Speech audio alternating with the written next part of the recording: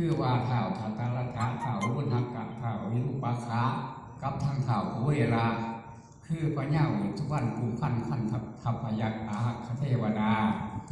ทั้งหน้าที่และกฎหนาอันมีมากในคงค่าอยู่ทิศสาเบื้องเทิงทางพระเพิ่งเรื่องวิเศษดื้อสายกับทางพระพ่ายผันเบื้องเปลี่ยนฤทธิ์ที่แห่งสักกาพนาไล่เลยแล้วอรุณพอดีและผ่านแถวโลกีพามหาลัดสีหน้าหลอดจ้างแจกจอดใส่แสงฤทธิ์ที่แห้งพระเนศสวนภูมิเดชพระอาทิตย์ตนมีเสียเนื่องห้วนพระจันทร์จวนเนื่องหูรัศมีพงผลบายดีทางแม่ธรณีตนนงอาจผู้รักษาหนามหยาดไม้ท่านกับทางนงข้านผู้ฉลาดนั่งน้อยหนามเมฆขลาผู้รักษาหนามสมุทรสาครทุกการทุกยานหนามว่ามีกับทั้งโบกคารณีทุกเทศอันหนึ่งเทวดาทุกเทศอยู่ในเขตแสนโกฏจักรวาลอันนำประมาณบ่ได้สีทลีไผ่ลือซ่าอันมีเกาะลังกาเป็นเขาที่พระพุทธเจ้าตั้งไว้ย่างเทศนาทั่วทิศสาแดนอากาศอยู่เขาแก่ลาสัตตะบุรพันธ์ขอให้ทำการดีสัพผูทั้งโมทิไทยทั้งหลายภูมิใจยังอยู่รักษาของเขตในประเทศไทยจังหวัดอุบลเพื่อโพธิ์ไส้ตำบลโพธิ์ไส้บ้านนาขามที่ทำบุญมหาศาสตร์กับทั้งเทวดาทั้งหลายอันรักษาภูมิสถานที่นี้เป็นเขาเป็นประธานภูมิขาทั้งหลายขอถวายสารกล่าวไหวอันเชิญที่ประทอนไทย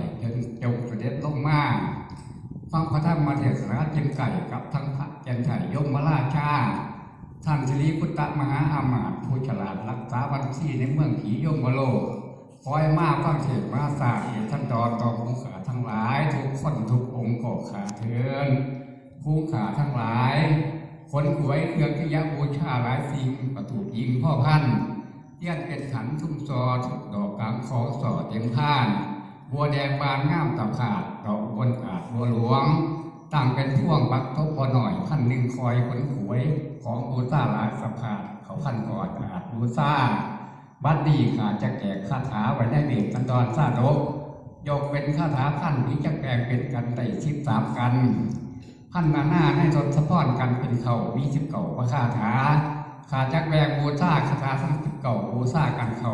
คือทศพรหิมพานต์กันส่วน2มี